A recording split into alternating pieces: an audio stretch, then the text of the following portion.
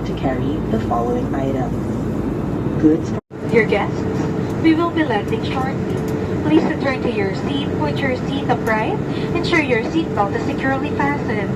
Stow your tray table and open your window shade. Kindly switch off all your electronic devices or put it in flight mode. This is an important safety announcement.